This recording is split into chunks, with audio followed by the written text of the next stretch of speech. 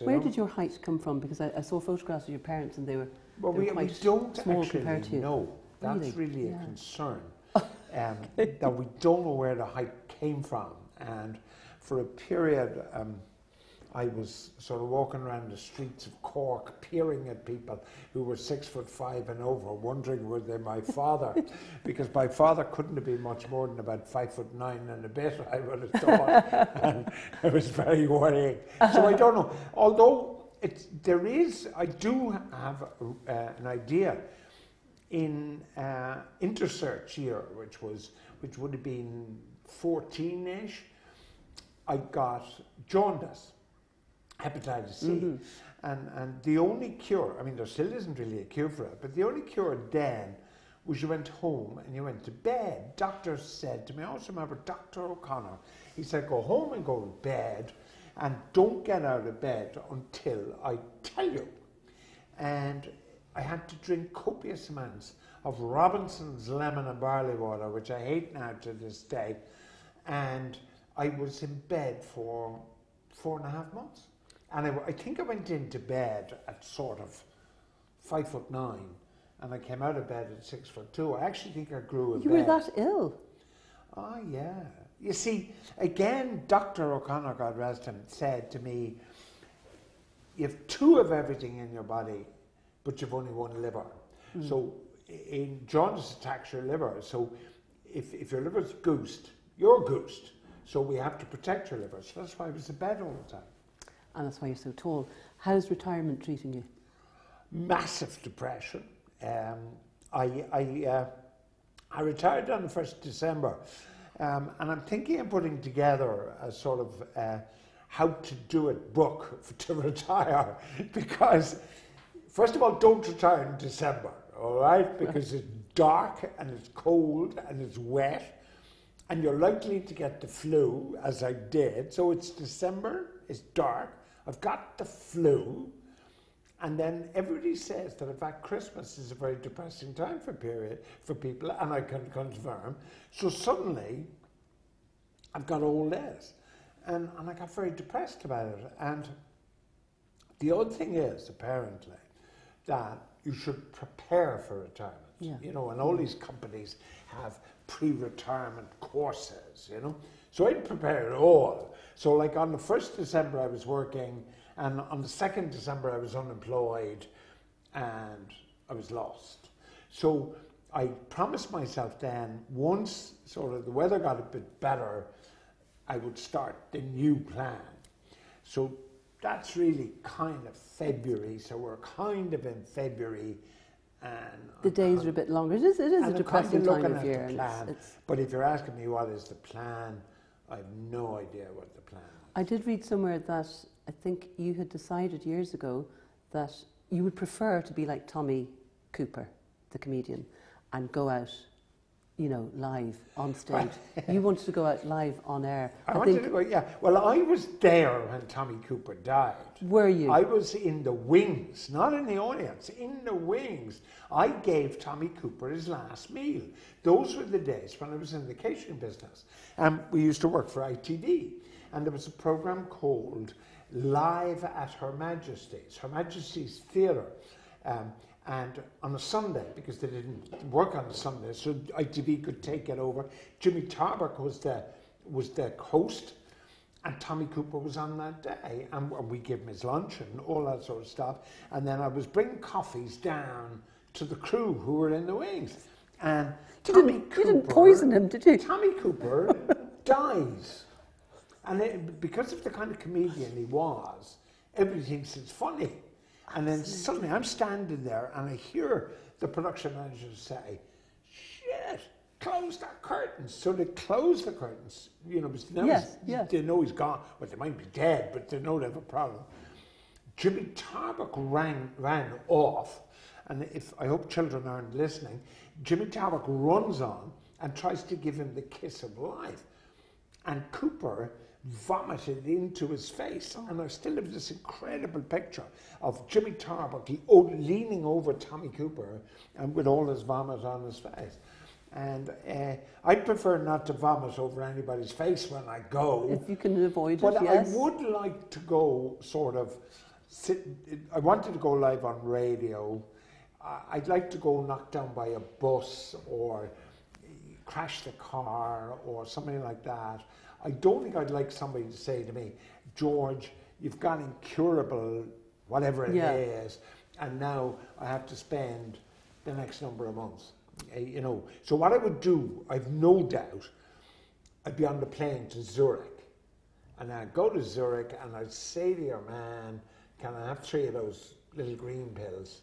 Not the purple ones, Theresa, I'm beyond help from the purple ones. 3 of the green ones, and go. Well, it didn't happen the way you hoped. You said that you wanted to go out live on air, or that you might retire in 2008, which is when Ingrid retired. And that didn't happen either. In fact, you retired 10 years later. So would you still think that there might be a little hankering to actually go out in front of a microphone somewhere? I think there's a thing. I mean, I went to RTE and I said to RTE, I don't want to do rugby on television anymore. And the reason was I thought that I'd reached a point where I didn't want to be talking about rugby because the game was moving beyond me because of my age and so on. And I did it, and I never felt I wanted to do it again because I'd made a decision to go. I think I feel that way about radio, you know, that I don't want to do that. I mean, I've a lot of ideas what I want to do, and also a lot of ideas about what I don't want to do. Like, I don't want to play golf 5 days a week. I don't want to play bridge. I mean, I have this horrific idea that if I started playing golf and bridge, I'd be playing with all these old people. And all these old people that drive me mad talking about their prostate and all that sort of stuff. So you never talked about anything like that, sure? No. I could talk about my prostate if you like. But so I don't want to do that. But like, there's interesting things I could do. What are you thinking of? What appeals to you now? Well, the thing that really appeals to me, I'm not going to get. All right? And this is, I want to teach religion to kids. Right? Okay. Because, one, I think they're taught religion badly. Now, teachers may disagree, but I think they are. And I think the reason they're taught religion badly is, by and large, teachers who teach religion don't believe it. I don't have any problem with that, but, you know, they teach religion like they teach English or mathematics. Whereas when we were taught religion, we were taught religion by priests or nuns or whatever who believed it. Number one, I believe it, okay? Number two, as my grandson famously said to me, he said, Grandad, he said, nobody believes 3 fellas on camels following a star, right? So therefore, we've got to give them a new story, right? So I after I'd given him a clip on the head, because I'm a firm believer in corporal punishment, after I'd given him a clip on the head, I said, Luke, and he's called after one of the evangelists, right? I said, Luke, this guy arrives. The Jews are oppressed by the Romans. This guy arrives. What about bankers, Luke? What do you think about bankers? Oh, they made a mess of it, Grandad. Fine. He kicked all the bankers out of the temple, the moneylenders, and so on. So I think if you've got kids who've been swiping a camera since their phones since they were about 3 months old, we've got to teach them a different way. So I can imagine. And modernise it, is that what you're saying? Yeah. No camels, like no, virgin birth, no archangel coming down and telling Mary she's pregnant, all that sort of stuff. So is the problem the teachers, or is the problem the methods they're using to communicate? I just think. What would you do if you walked into a religion class, 12-year-olds? How would you convince them? Well, first of all, you talk about Jesus as Michael Collins. Do you know? Like, Jesus was just Michael Collins for Jews, And so you talk about that. You talk about what was Palestine like at that time? Because it was like Ireland. They were a conquered nation. Suddenly this guy came along, and this guy had this fantastic way with words, and he told them all that. And then you say to them, like, you talk about, well, do you believe in God or whatever? And they all say, because they will, if they're like my grandson, they'll all say, no, we don't believe it. We don't believe in God. It's all a horse manure, right? Prove it. Okay, so now we have to prove it, right? So you say, okay, let's go back. How did the world start? You know, and you keep going back and back and back and back, and eventually there comes a point where something must have happened. Now, on one side, if it's Stephen Hawking or some of these other guys, two planets collided, and a frog in the puddle, and that was the beginning of the human race. Yeah. Or you say there was this being that did it. Or then you talk to them about, okay, I'll give you maybe there isn't God. I'll give you that. But do you believe in honouring your father and your mother? Do you believe in not telling lies? Do you believe in not murder? Do you believe in... So now we've got a faith by which we can live. And I get very excited about it. I didn't expect that answer, that you wanted to be a religious teacher. It's interesting. Well, that's one. And then the other thing I want to do is work with a charity, right? This is your charity in Romania? No, not the work I've done in the past. This would be totally new. It would be something like, it's not going to be Samaritans, but it would be something like that. For instance, I've already talked to Age Action. I haven't taken it very seriously with them because I want to get myself sorted out. But Age Action have a telephone line, right? So somebody rings up and says, how are you, George? But they don't know it's George. How are you? Listen, I'm at home and I've no turf and the corporation won't send me turf because, or whatever. And then I say, now, this is what you do. So I man a helpline. Right. So I'd love to man a helpline for Age Action because I'm old. I'm an OAP. Yeah. So I'm lucky enough that I can afford turf. Okay. And that I'm not cold in the winter. Yeah. So I'd like to do that. So that'd be another thing I'd want to do. I'm not going to be a religion teacher. I'm not going to get that gig. I know that. But I could get the gig with Age Action. Yeah. So I do that. Then you look at, say, failure in business. Ran a huge business, employed 1,500 people. You know, made a This is the catering company that you catering have. business. Made a complete mess of it. How did you get into that, and how many employees did you have, and what went on? Well, you see, I do a thing for my old school in Cork, right? And I with the sixth years, and I say to them, don't worry about CAO points. Just do what you want to do. Doesn't matter. Do it. And like you have a lot of piano players in your family, you know. One or two. And I say to the kids, if you want to be a piano player in a house of ill repute, then be a piano player in a house of ill repute as long as you're happy, right? So I went into a business that I knew nothing about because I can't boil an egg. I went into a catering business and a business I hated, right? Now I was a great salesman. So I kept selling faster than I owed money, all right? Never made a profit. I just kept selling business. And I eventually had 1,500 people on the books. And this huge business. But I remember when we chatted on Saturday Sit-In on one occasion where I was talking about the sandwiches that I ate in school in St. Louis and Rathmines. There was corned beef, there was jam, there was a scone, and there was a cheese sandwich. You said, I know, I made those. 45,000 sandwiches a day I made. The corned beef was disgusting. They were all disgusting. The cheese was nice. The kids used to wait. There was a bun, a currant bun on a Wednesday. And the kids just liked the currant bun, but they didn't like anything else. But you see, it's quite interesting. There were a lot of empty tummies going to that school, and they needed that, and they needed the bottles of milk. Yeah, that's the and point. it was the milk and welcome, the sandwich. you know, it was necessary. Like you came from a well-to-do family, so no, we were okay, but there were people down the road. You left your caviar on toast at breakfast, and I went down to Louis, but there were lots of kids who didn't, and the sandwich and the milk was terrible. Well, you went to a posh school, didn't you? I went to a very posh school. But your family circumstances were poor. Yeah, like it's an amazing thing about Cork. In 100 years, there are still only 2 fee-paying schools for boys, right? Now, in most other cities, I would have thought, in the civilised world, over 100 years, more civilised schools would, but that hasn't happened in Cork. Yeah. So you have 2 rugby-paying schools, which are 2 fee-paying schools, Presentation College Cork and Christian Brothers College Cork.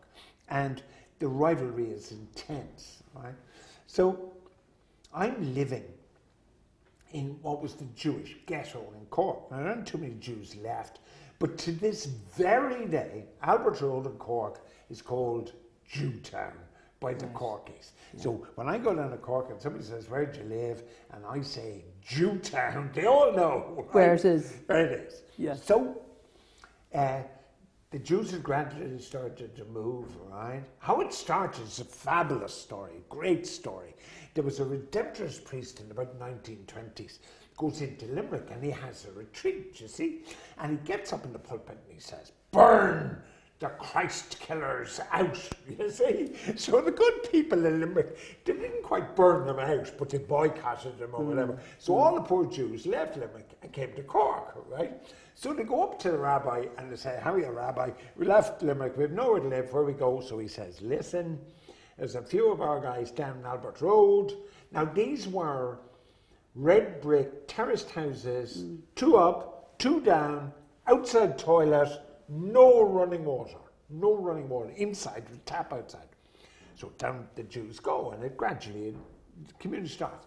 So then, about 10 years later, a substantial number of Latvian Jews, men, women and children, walk to Tallinn in Estonia. So they go up to the boat and they say, how are you, Captain? Can you take us to America? So he says, absolutely. He says, give me your money and your jewels and everything. So they hand them over. He gets to Cove in Cork, right? And he says, you're in America. So they all get off the boat. Very quickly they discover they're not in America. Up they go to Cork, up to the rabbi. Listen, you're here. Why don't you go down there? So that's how Albert Road. Wow. Well, then, of course, what happened was you had Zionism, where they went to Palestine. Then, in a search for men and women to marry, because they always married within the faith, they went to the major centres like Manchester or Leeds or whatever. So gradually it became smaller and smaller, and then the Catholics moved in like my parents. So anyway, we're as poor as church mice, okay? And outside toilet and out to the tap to get water and all that sort of stuff. But the old man, who was a clerk with the bus company, but he was a drummer, and he was a drummer in a dance band, and of the 1940s, sort of the royal show band of the 1940s. So he finishes work 5:15, he comes home, goes to bed for a couple of hours, the children are shushed and said, be quiet, be quiet, be quiet. Dad's asleep, I won't say a word. Dad gets up and plays in the band 9 to 2, right? That money is then the mother, because remember, like, my old man came home and handed my mother his pay packet every fortnight, unopened. Yes, yeah. And that was the way, wasn't it? That was the way. So she handled everything. So then, 2 things happen when I'm about 7, right? First, the 1948 general election, right? And she brings me up to the model school polling station. And she says, now, George, I'm going to teach you how to vote. Right? Great, ma'am. Into the polling booth, and she goes, Fine Gael 1, Fine Gael 2, Fine Gael 3, stop! Right? So for the rest of my life, I voted Fine Gael 1, Fine Gael 2, Fine Gael 3. So then, she brings me up to Presentation College, Cork. Fee-paid school, way big, there's nobody. Like, not only is there nobody where I live, going to a fee-paying school, there's nobody where I live going past 14 years of age. Yeah, sure. You know, like they're not going to leave it. So then she goes into Brother Alfonso, and Alfonso is standing there. And now, I'm slightly paraphrasing here, because obviously I'm 7 years of age, but the conversation went a bit like this. Brother Alfonso, I want my son to have the best education in Cork. And Alfonso says, well, Mrs. Hook, you came to the right place, you know. And she's a great saleswoman. Oh, yeah. And then she says, now, Brother Alfonso, there's only one problem. I can't pay. Right. So Alfonso says, well, Mrs. Hook, that could be a bit of a problem. Yeah. And she says, I don't mean I can't pay, I can't pay. I can't pay you a term up front. But what I'll do is, my husband is paid every fortnight, and I'll come up every 2 weeks and pay it off on the hire purchase. And Alfonso, to his everlasting credit, you're on. And I, for the next 12 years, every fortnight she went up and paid the fees. Gosh. And I got an education that I could never have hoped for. Yes. Without in another school. Like, I mean, I would never have been on the radio. I would have left school probably at 14, like everybody else. And most people did. But was your love of history, did that start in Pres as well? And then you see, the other thing then is the 11:15 Mass in the Augustinian Church in Cork was crucially important here. My father would take me to the 11:15 Mass in the Augustinian Church, and then we would walk. So we'd walk for an hour and a half, and he'd take me somewhere, like he might take me to the museum in Fitzgerald's Park, or we might just walk or whatever. And I used to link arms with him. I used to have my arm to his arm, and he would talk. So this Sunday, he would talk about the origins of World War II, right, with this child, right? And he'd talk about the invasion of Poland, you know, and like Monty in El Alamein and all this. Or next week, we'd have a quiz about the capital cities of the world, you know. He sounds like a very educated man. Well, that's the self-educated, was he? Oh, of course, self-educated. Him and his wife left school at 14. Where then did all this education come from? Well, as you know, there was a great philanthropist called Andrew Carnegie, whose money built libraries. And the library in Cork was always known as the Carnegie Library. Right. And he went up there every week, right? Bringing me with him. I turned left into the children's department. He turned right into the adult department.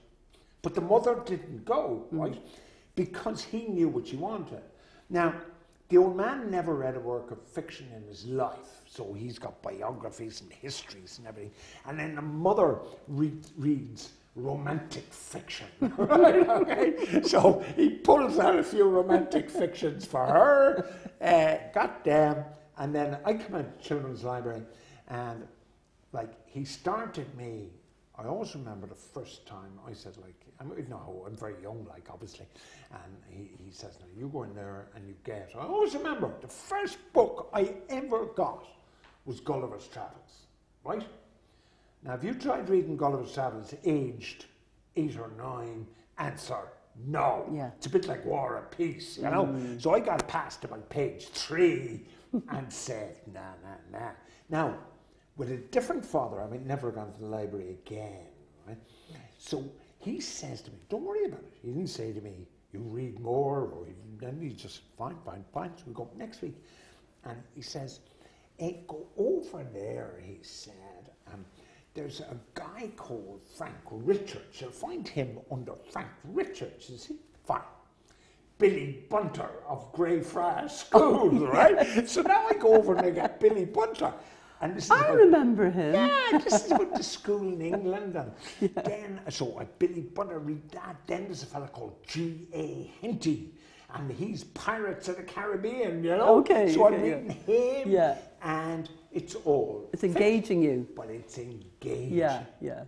And I got my love of reading. And then he talked to me every Sunday. He talked to me every single Sunday until I left school. You often refer to yourself as, in terms of your parents' attitude to you, that you were like Jesus to them. You were the boy Jesus, and it sounds like they were totally devoted to you. No, my mother. It's interesting you come from a musical family, because my mother thinks or thought that I composed my first symphony at 2 and never wore nappies and was born in a stable in Bethlehem. Not quite accurate, but she adored me, right? She just adored me. Ruined me for marriage, because nobody could ever match my mother, right? And or maybe no one was ever good enough. Nobody was ever good from enough. her point of view. Oh no, nobody Irish was ever mammy, good enough. you know? Irish man. Yeah. But when I do things, still, like, or I have an interview or something, I say to them, to understand me, you would have had to met my mother. And of course, I haven't met my mother, you see. So then I explain, right, that my mother was the most generous woman on earth. I remember a young married couple came to live next to them, and they said their furniture didn't arrive, but I think they didn't have any. Yeah. My mother kicked my father out of the bed and gave him their bed, like, you know. But she was this extraordinary, generous woman. Yeah. But if you crossed her, right, she was the greatest enemy you could ever imagine. And there was no way back, like, there was no forgiveness. So, like, there's no point apologizing or coming back 5 years later, yeah. You're gone. Yeah. So, with me, I think I'm quite generous, but certainly, I'm I'm your worst enemy that ever lived. So when you cross me, there's no way back. You're getting so much from both of your parents, aren't you? Everything. Everything. Well, my old man couldn't drink, for instance. Like, he drank, but he couldn't drink. So if my old man had 2 drinks, like, he'd be carried out. So like when I had but 2 you drinks, could drink. No, I can't. If I have 2 drinks, I get carried out as well. So that can be a blessing, actually, can't it? Everything, yeah. And my mother, it used to be so funny when we came to Dublin and we eventually got a phone. What age were you at that time? I came to Dublin, went straight from school pretty well. Yeah. To follow the traditional Cork route of getting a job in an insurance company. Yeah. But eventually we got a phone, right? And my friends would ring up, you see. And my parents didn't realise, geography of Dublin, that my entire life was south of the river for dances, for rugby, for cricket, for everything. And they bought a house on the north side of the river. So like I was, you know, on a reservation north of the river. So they'd ring and they'd say, "Hello, Mrs. Hook, is George there?" And she'd say, "Well, now, he's not here at the moment, but..." And then she would launch into this spiel, right? But she could talk for Ireland. Yeah. And the boys would go away, make a cup of tea, come back and say, "Yes, Mrs. Hook." And she's still talking, you know? So I got to talking from her and like, I just... You miss them terribly still, George, do you? Not a day passes, not a day. Because I treated them so badly, you see. In the latter days, I treated them so badly that... But George, you were going through a dreadful time and a financially horrendous time. I was going through a hard time. So you're kind of kicking yourself a lot about this, aren't you? I'm not. They're my parents, First of all, they're my parents. I owe them everything. And I treat them like crap. And like, actually... This religious thing is actually quite narrow because I'm frantically hoping that there is a heaven because I can then come through the gate and say, "How are you, ma? How are you, dad? I'm here." Yeah, you know, yeah. There's a thing. There's a movie. I can't remember the name of the movie, but Jimmy Cagney is in it, and he's a criminal, you know, and he kills people and everything. Top of the world, ma. Yeah. Oh. And he says, boys. I'm not sure. Yeah, and he says, "Ma, I made it." I'd want to go, like Jimmy Cagney, I'd want to go into heaven and say, "Ma, I made it." Because I was going to ask you about what happens when you go on the other side spiritually, and that's those are the people you want to see. But like, and did you see your success at all, George? No. She never saw that. When did you pass? What year was that? It's a long time. It's a long time. I can't. Because you were, this program and this podcast is all about the other side of the person that we're talking to. And, you know, we look at the life of yourself up to the point that you really became established and that everybody really knew you. But you'd had great success before that. So we're looking at, like, you know, age 57 or so when you said you really made it. And then your life parallel to all of that public life and then with your retirement too. She never saw that, like, you know, she never saw that, like. And she'd be so proud. Oh, so proud. There aren't words to describe what she would have been like. Yeah. She would have driven the neighbours mad, like, you know, telling them about her son, you know. But like, I was horrific. I remember I was short of money, and I was always short of money, like, because the business was imploding. And she was down in Cork looking after her brother who was dying of cancer, right? So I pledged her house to a creditor, right? So I've essentially sold the house. I pledged it, like, essentially her house, right? And anyway, then she rings me up, and you see, because my father worked for the bus company, he had a free pass in the train, so she used to come up in the train with a pass, you see. So she rings me up and she says, I'm coming up on Friday night, you know, or whatever. Now I have to pick her up. The creditors changed the locks on the door, right? So she has no house to go to, right? Then, with 24 hours to go, I succeed in getting another loan from another bank, rush down to your man gives me back the deeds, right, and the keys. Then I pick my mother up at Kingsbridge, Houston Station, I bring her home and say, you know, I was really worried about security, so I changed the locks. And she got into the house. Now, what kind of a son? What pressure did you put yourself through? Does that? What kind of son does that? A son that loves his mother and did everything he could to... That's age abuse. To reverse the situation. I think you're very hard on yourself, George. I'm not. It's age abuse. Like, you can't call it anything else except age abuse. It is. The only difference was that I got out of the jam, but that doesn't justify it. That's only getting out of the But she didn't even know what had happened. And also, if she did know, I'm sure she would be the type to say, "Sure, George, it's only bricks and mortar." Yeah. You know, I mean, something positive would have come out of it. Tell me something. I know that you're somebody that gives so much joy to people. You've had a life really where the black dog, like the man that you admire most, Winston Churchill, was burdened with for a lot of your life. But as an entertainer, you give joy. Have you learned to give joy to yourself? No, I don't think so. Like, I don't think that, like, if you look at me in the raw, you know, and you're not a pal of mine or you don't know me, if we get, you know, what judges in Britain call the man on the Clapham omnibus. The man on the Clapham omnibus is your typical English person, right? And that's, so what would he affect, a judge says? Yeah. So if they asked a man on the Clapham omnibus, look at this guy, I don't think he'd be very happy about it. He'd say, you know, he saved his butt and he did this and he did that, but essentially he still saved his ass, you know, and if I can't be honest with it myself, then who else is going to be honest with me? Like, I have to be honest with myself. You said that rugby saved you. How is that? Well, see, if you're doing a job that you hate, right, you don't want to go into work, right? And because it's your own company, you don't actually have to go into work, if you know what I mean. Yes. So you find an excuse, right? So I coached rugby, and at one point I was coaching 3 rugby teams at the same time. So at 3 o'clock, I'd be in Kenilworth Square in Rathmines to coach the St Mary's College JCT. Then I'd finish there and I'd go up to St Mary's College, the club, and I would coach them in the evening.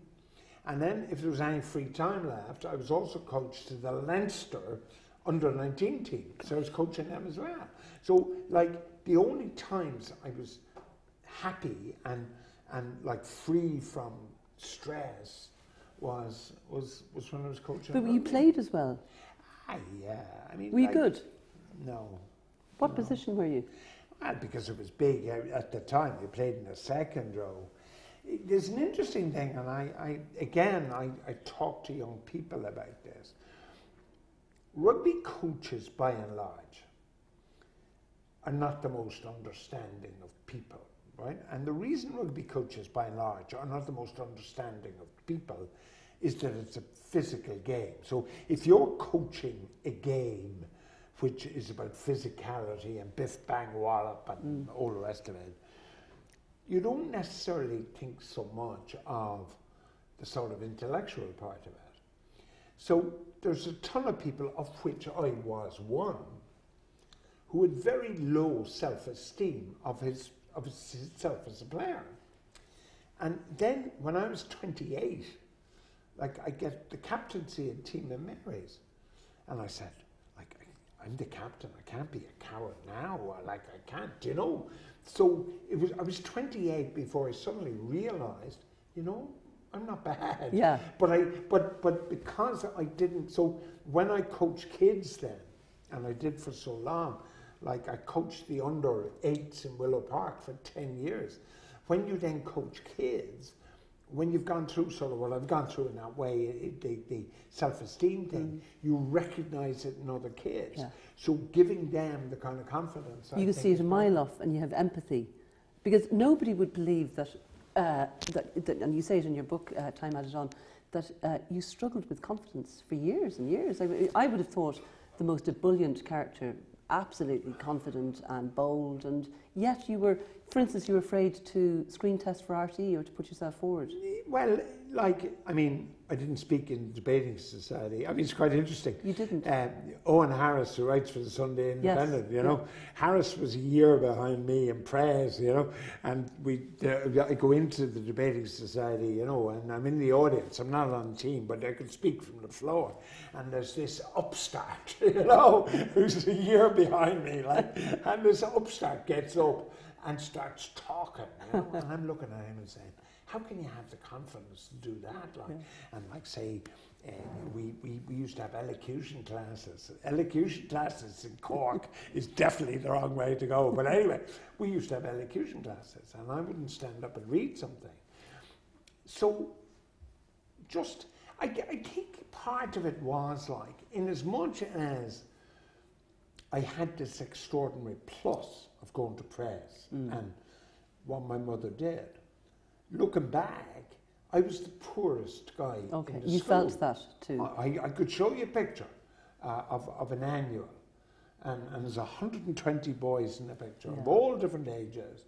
And if I said to you, who's the poorest boy in that picture, you'd say, that fella. And that fella is me. You had insight into that at that time at school, did you? Yeah, I knew I was... The difference between you for and instance, in May is the month of Mary, and June is the month of Jesus in the school, right?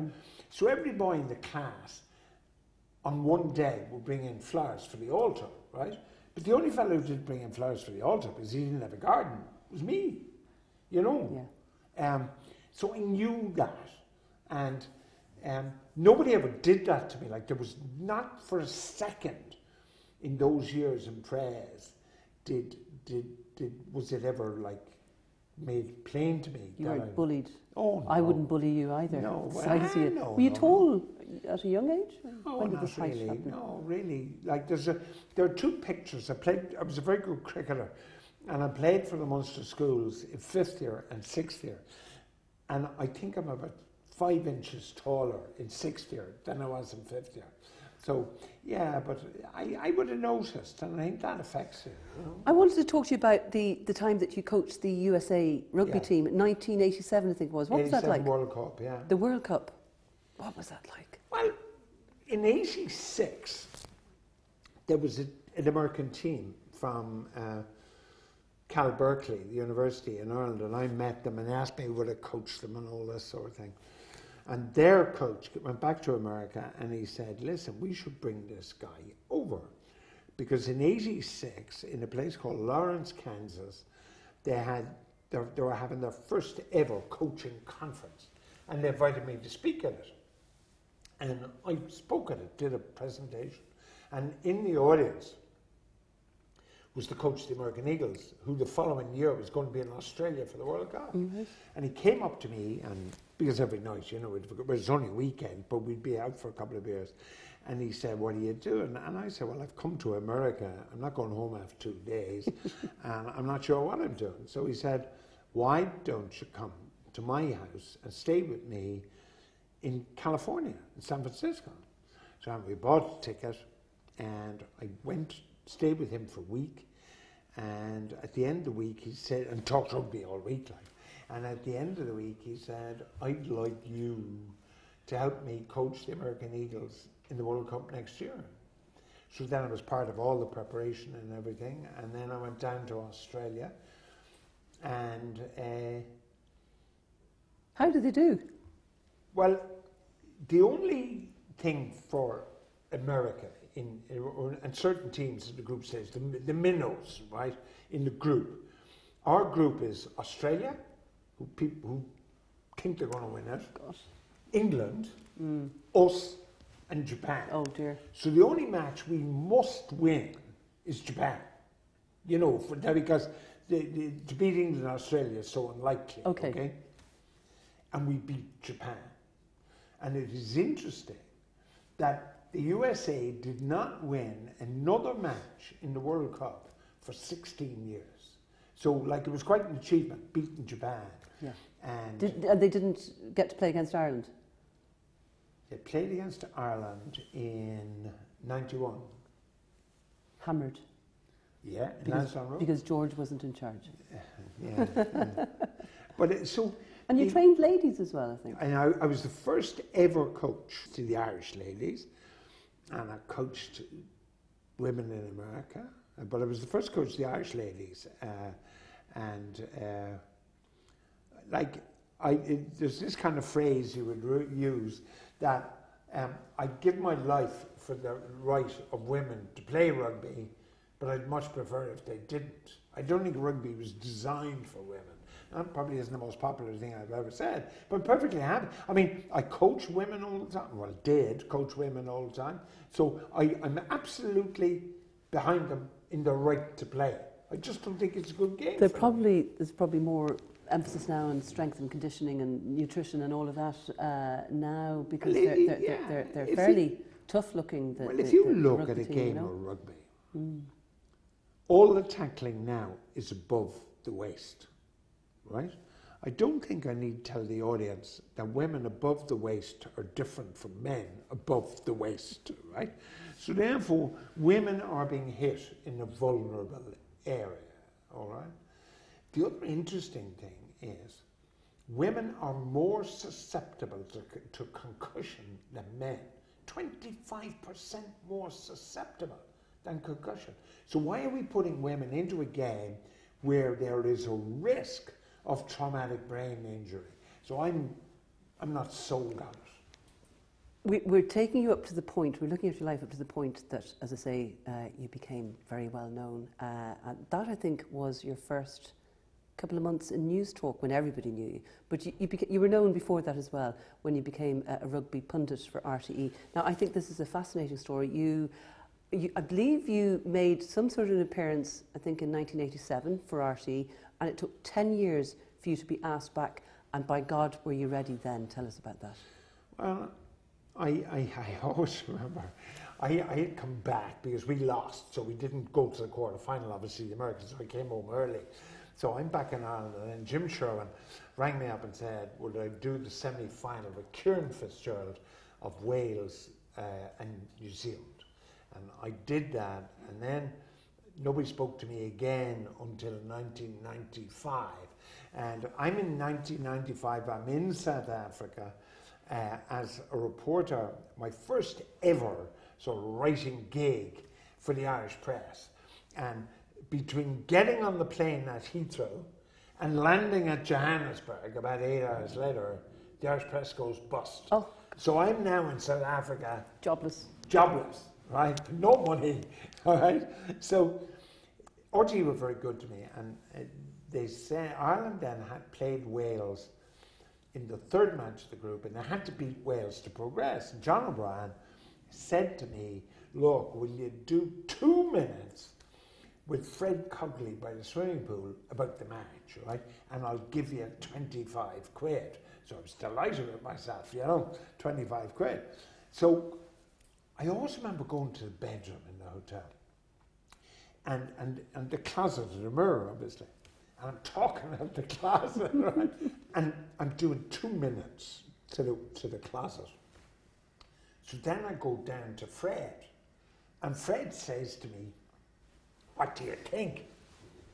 So then, it's a bit like this interview where I don't give you a chance to say a word. I didn't give Fred a chance to say a word.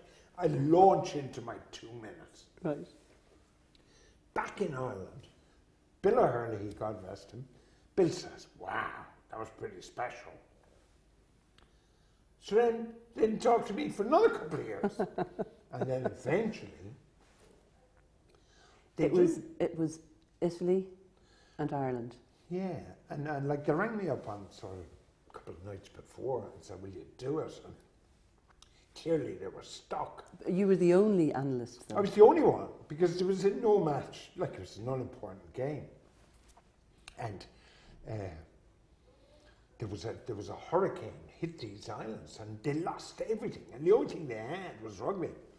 And John O'Brien comes over to me and he says, George, can you talk for 4 hours? I said, John, can I talk for 4 hours? So I got that break. And then, you know, one thing led to another. But I think there were supposed to be other people on the show, but it ended up just being you. No, I don't think so. Like, they were never really that day. But it was, you were very prepared. Like, you'd given thought, obviously, to the match, but you came out with phrases and you came out with, just your whole approach suggested that you put a lot of preparation in, but that you learnt it and then presented it as if you just thought about it. Well, which is a skill. Mark Twain said, I know this. Yeah, it takes 3 weeks to work out an off-the-cuff remark. Yes. So therefore, like, I prepared for that. Now, they said to me, you're doing 4 minutes before the match and 4 minutes and a half time, and that's all you're doing. And I finished it up doing 4 hours. I didn't think about preparing for 4 hours, but I did really. So I had an option, like I prepared if Italy won, if Ireland won, if it was a draw. I prepared for every alternative. Okay. So then suddenly when I've got 4 hours to talk about, I've got it there. And your predictions were good though too, weren't they? You were kind of on the money. Predictions, like, I'm with Johnny Giles on this. Johnny Giles says on predictions, if you want predictions, get a fortune teller. If you want analysis of the game, then get me. And that's the way I look at it. Don't think about predictions, really. But I'm with Mark Twain on the throwaway remark. All my best throwaway remarks, I prepared them. Do you know? Like, I always remember I was going down to the RDS and Reggie Corrigan, the prop forward, was coming near the end of his career. And I'm walking down and I said, I've got to think about something. If Tom, because I don't know what Tom's going to ask me.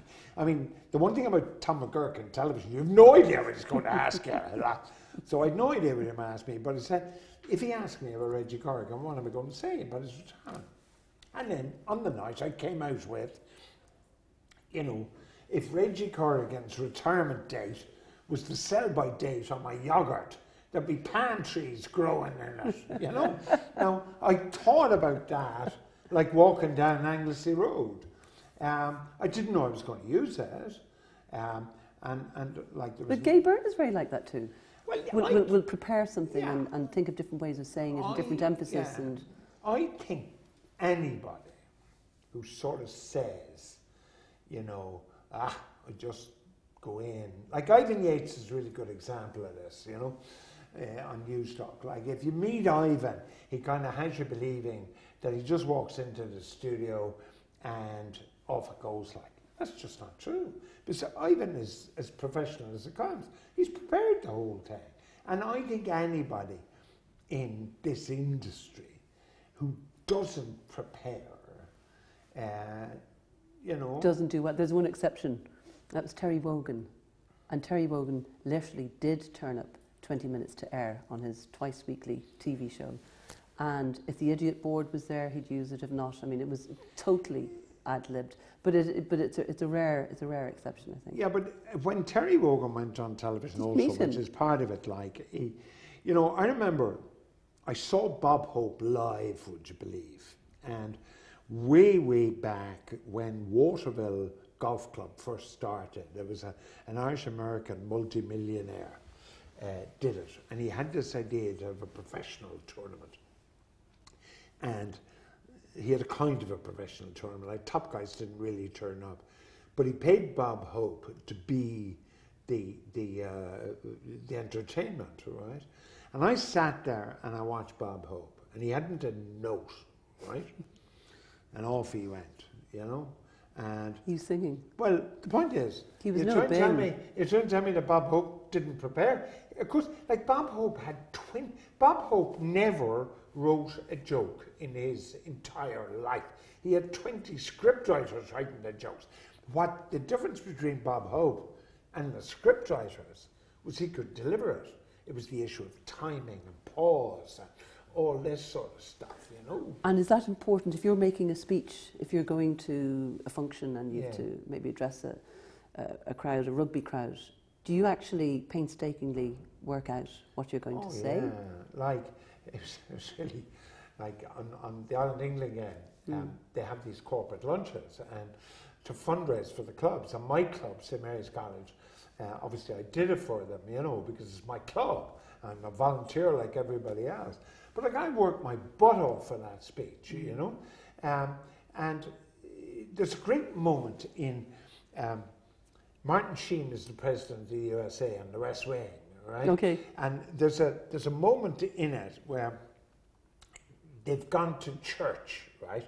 And he's walking back from church with his wife, and he's talking about the minister's sermon, you see, and it was obviously rubbish, you see. And I always remember Martin Sheen is walking down the West Wing, and he's saying, where is the pause? Where is the timing? Where is the passion? You know, and all this sort of stuff. And I'm going, go for it, Brad, because that's part of it, you know? Is that what made you a huge success on News Talk? Because when you started on News Talk, it was pretty instant, the success. And I got the sense that it was your interest was ideas as opposed to current affairs and the stuff that happened every day that you had to talk about. You were passionate about certain things and ideas. Well, it's a bit like television in a way. You know, I was an overnight success in television, then I was an overnight success in radio. At 61? You started News Talk at 61? Yeah, but like my entire life had been a preparation for News Talk. So when News Talk happened, like I'd spent a lifetime preparing for it. I didn't know I was preparing. You're the sum of your parts. All those things you did, the catering, all the ups and downs, it gave you the experience in life that you needed really at News Talk. My father on Saturday would take me to the Mardyke in Cork, right? Now, at that time, Musgrave Park really hadn't developed, and rugby was played in the Mardyke on Saturday. So we'd go to rugby match on Saturday, and then on Sunday, the League of Ireland team would play, which was Cork Athletics. So that was every 2 weeks because they were away 1 weekend at home. So every 2 weeks, I'd be there. And I had this stick with a can of beans, empty can of beans on top of it, right? And I was a kid, and I'm there, and I'm saying, and now Cork Athletic have the ball, and move it from left to right, right? Like, I was a kid, and then I was 15, and a pal of mine got a tape recorder, right? Now, a tape recorder, at this point in the 1950s, is the size of a refrigerator, right? Has all these spools going around. So anyway, I said, can I borrow it, right? Now, remember at this point, you have no idea what's happening in sport. Like you're not getting instant results on your telephone. Arsenal versus Birmingham City, you know.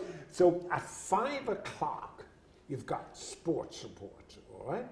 Hello, this is Eamon Andrews with sports report, and now over to James Alexander Gordon for the results. Now that's at 5 o'clock. That's the first time you know the results. So anyway, I do sports report on the thing, right? You're 15.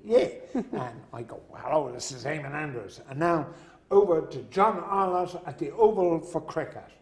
And welcome to Kennington Oval this afternoon, where Sussex are 147 for 4, and they've barely dislodged the pigeons on the gasometer. Thanks for that, John. Over now to Epsom, where Raymond Glendenning is doing derby. And hello, Raymond Glendenning here, and the Queen's Horse is leading as we go into Tottenham Corner.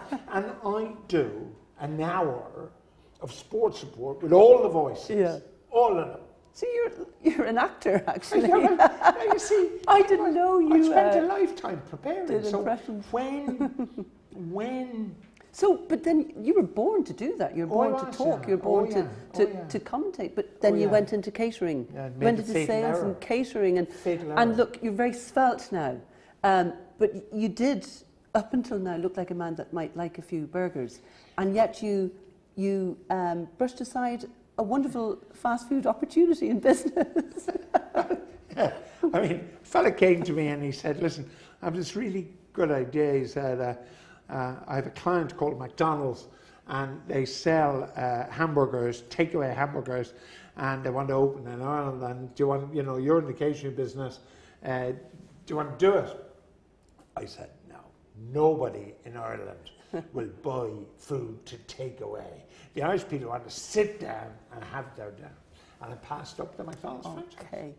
There have been a number of cases like that. People that didn't invest in Riverdance. No, absolutely, that regretted it after. I think anybody does that. But like the other thing that helped me in radio, which was huge for me, I think, is people who are working radio now, young people, were brought up on television. So in essence, they think radio is television without pictures. That's the way they're thinking. Whereas I grew up with radio. Like, I'm doing my homework, okay? I've got the Goon Show. I've got Hancock's Half Hour. I've got Raise a Laugh. And I've got all that stuff. So my life is about radio. Right. And that's where all those that influences. came from. All those influences. They were all influences, you see. When you retired and your very final programme and your very final few words, I think you said that the ghosts were in the studio with you. Yeah. And you talked about the very special relationship between the listener and the host of the show, and it's a magical relationship, and you were emotional, George, during that. The thing is, there was the GAA correspondent of the Irish Times once said that when he wrote his article, he wrote for an old woman he knew up in North Mayo, right? He didn't write for 300,000 people.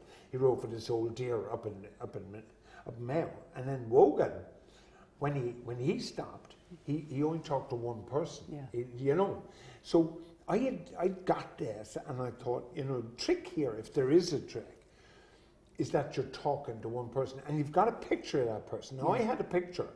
I didn't know when the person was male or female, young or old. But I had this picture, they were in a car, and they were stuck on the M50. And this is the good old days when the old red cow or whatever was a mess. Yeah. And they'd be stuck on the M50. You could still be stuck there. And they'd be listening to George. And I had this kind of vision of this person in a car on the M50 listening to me. Because there also is a subtle difference, which I think a lot of people don't realise, in radio. A lot of people in radio don't get it. That if it's breakfast, you're on your way into work and you've been asleep for 8 hours, so you don't know what's happening. So now if you listen to the radio in the morning, you want the news, you want it fast, you want because you might be only have 20 minutes, so you want to get everything, and you're really sharp, you know, because you're going into work. In the evening, you're going home. And by and large, you know what went on. You know Mrs. May gave a speech or whatever the heck it was, and you're in traffic jam, but you're going home and you're going to get your dinner and you're going to say hello to a wife or, you know, whatever. So your mental state is completely different. So the program that you deliver at 5 o'clock p.m. is completely different from the program you produce at 5 a.m., you know? And the other thing is that... So that when you did the drive time show, you had that person, you didn't know whether it was male or female, but they were in the car, they're driving home, they're listening to you, they want to be entertained as well. Yeah. I think your big thing was humour and... I think... Bit of colour. Yeah, I think it's entertainment, like, I think at that time of the day, I think you've got to get time of day in your head. And you did those two shows, and then the Saturday sit-in, which you retired from in December, and that was at 8 o'clock in the morning to 10. Yeah. And I think the ratings were like astronomical. Well, like, it's amazing, really, that like it obviously was a graveyard shift, 8 a.m., 10 a.m., and I delivered in terms of growth. Now, obviously not in terms of numbers compared to a 5-day-a-week show. In terms of growth, I delivered the greatest performance of my life in that year. Like, I trebled the audience, like, on a Saturday morning. And then the numbers came out, you know, in the beginning of February, I trebled the audience. I mean, it was, I mean, even for me, and you know, I'm not backward and coming forward, as they say. Call a spade, yeah. Yeah, but even for me, like, I was very chuffed. Like, I thought that was extraordinary. The interesting thing that is now happening... It shows that there's an audience for you to a huge extent, doesn't it? Not necessarily an audience for George, but there is an audience for an alternative. And it's interesting that we are talking in the form of a podcast, right? Because we know that less and less people are reading newspapers. The modern generation can't concentrate for longer than 5 minutes, so everything they want in a hurry. Why is Netflix so successful? Netflix is so successful because you can watch it when you want to watch it. Like, it's not like when I was a kid rushing home on Wednesday night to watch Dallas. I can watch Netflix anytime I like. So the modern technology is about on demand. So first of all, there's that. And then the second thing is that, and we're seeing it like, there now is a politically correct society that cannot be offended. If you offend us, then you must go, right? And no matter, in every walk of life, that's increasingly happening. So, understandably, conventional radio or television would back away. And why shouldn't it? Why should radio or television take a risk on Joe McDokes when they can get somebody who just gives middle of the road stuff and they'll get a sponsor for it? So what this new medium is going to do is we're going to be available when people want it, and we can say what we like. You can say what you like. You can say what you like, and if the Twitterati say hanging high, you just make a sign using 2 fingers. Tell them, because it doesn't matter. So when is your podcast starting, George? I'm too old for podcasts. No, you're not. Like, I mean, George, when you're 97, you don't want to look back and say, no. Look, you know, I had 20 years there. I could have had a podcast that took over the world. Well, like... I mean, you look well. You look very well. Where we started was, I don't know what I'm doing. And I mean, it even might be appropriate to finish in that. I don't know what I'm going to do. And that's not pretense or anything. I don't know. I actually don't know. And like, you know, for many people, it's a long time ago when I made an unfortunate remark on the radio, which cost me dear. But like this Christmas, yet again, Ingrid received hate mail this Christmas. You know what I mean? Again. Now, you know, do I want that? Like, I mean, I'll never forget, like, being barricaded in my home the weekend after that, when the press corps barricaded my house and knocked on the door and knocked on the window and sent pushed letters through. Like, they're looking for a story, and it's fine by them. But like, I watched my daughter just literally implode in front of my eyes with the stress. So I have a responsibility to them. Like, I'm not on my own here. Like, so if I start doing something, I have to think about this. If I start doing something, do I want Ingrid getting more hate mail, you know? There comes a point, though, where it's so ridiculous and so over the top that you actually have to brush it off and say, no, enough. I won't put up with this any longer. Well, I'll live my life. See, no, but that's true if it were just me. Like, my son runs a travel company. Like, he lost business because of what I said. Like, I thought that was crucially unfair, but like, that's what happened, you know? I mean, so therefore, I have to think about that. You know, do I want to put myself out there again? Why not, George? Come on. No. Well, the only other thing is like that I am about the most competitive person imaginable, right? I don't think there's anybody more competitive. I remember giving an interview to a newspaper, Sunday Business Post, and I was on the air about 3 months. And Matt Cooper had 230,000 listeners, and I had 24, right? And I said, because there was obviously RTA, Cooper on Today, and me, I said, I'm not interested in being third. If I don't pass out Matt Cooper, I'm giving it up. And I passed him out. Because like the kids, and there were kids who worked around me in presenting that show, I told them from day one, it's not enough just to deliver a show. We've got Matt Cooper to win. I had a picture on my desk. This is very old, like Montgomery had a picture of Rommel, so this is not You had Matt on your desk. I had Matt on the desk, you know? So, like, that was my focus. I heard another version of that. I'm glad you explained that. but about being competitive, there was a story as well, I don't know how true it is, that you felt very competitive with David McWilliams, and you nearly didn't start with News Talk. A few days beforehand, you were going to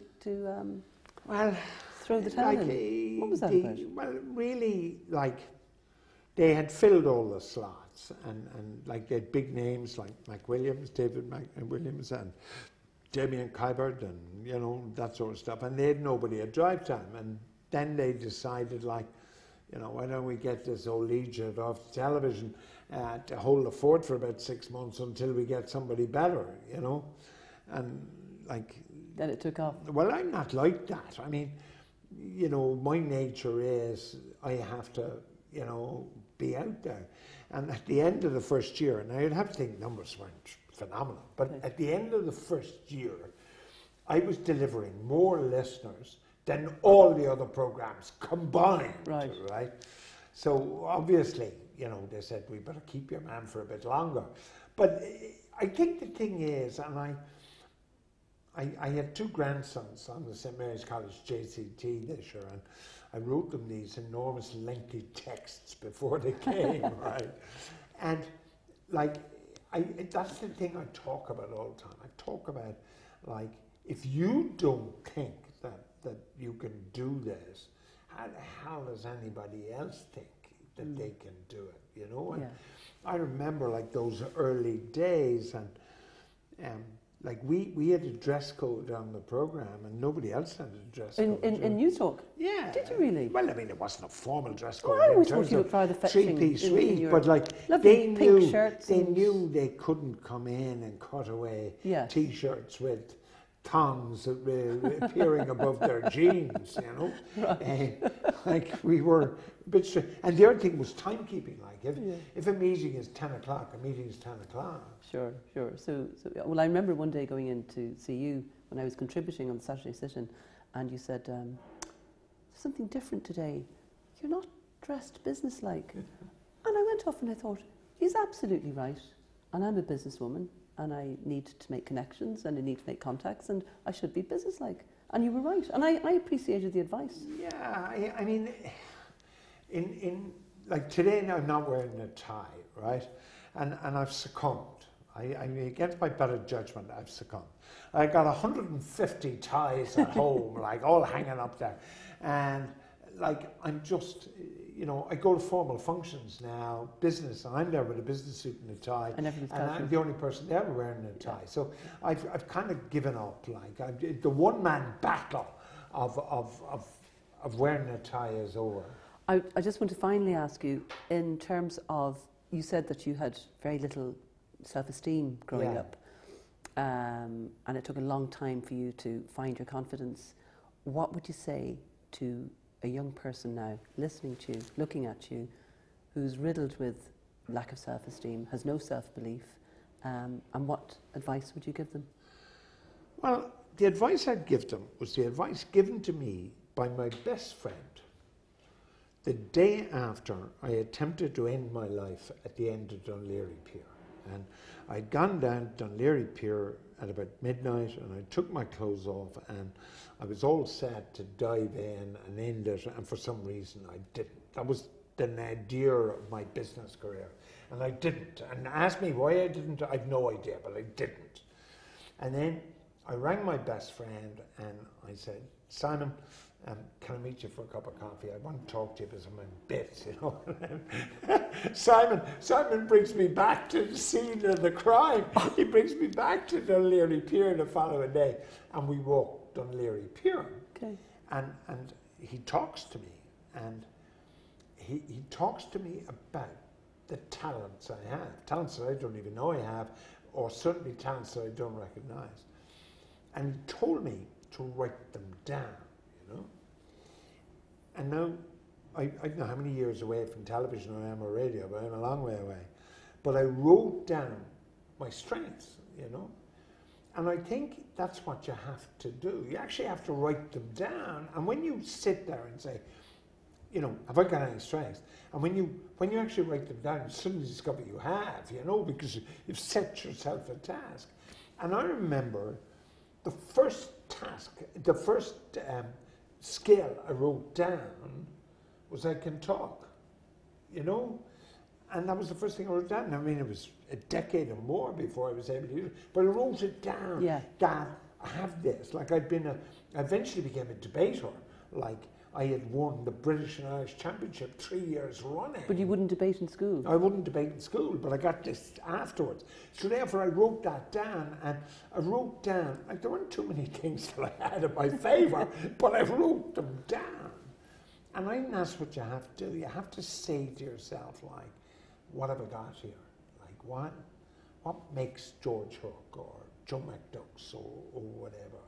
What makes it? Like I look at, like I have 9 grandchildren now, and they vary from the 6'4" guy who's 15 to the fella who's only 4 months old, you know? And there's 5 boys and 4 girls, and he's 9, and the ones who are able to talk to me, you know, as they're over 8 or 9, I try for as long as I can in sort of inculcate this stuff into them. They can do it. It's like, you know, you love to hear, you should keep a journal, but you should write down 3 things that you're grateful for every day. And eventually, so much of this stuff is going on that it starts sinking in. That's what happened to you. And it was 6 years later that you hit RT and were a smash. But I mean, the other thing, like is, which I certainly won't have at any price, and it's very much the modern thing, people calling their parents or their grandparents by their Christian name. Like, as I've already told you, firm believer in corporal punishment. If they don't call me granddad, clip around the ear. Finally, Popey and Tom McGurk. Yeah. Are you in touch with them?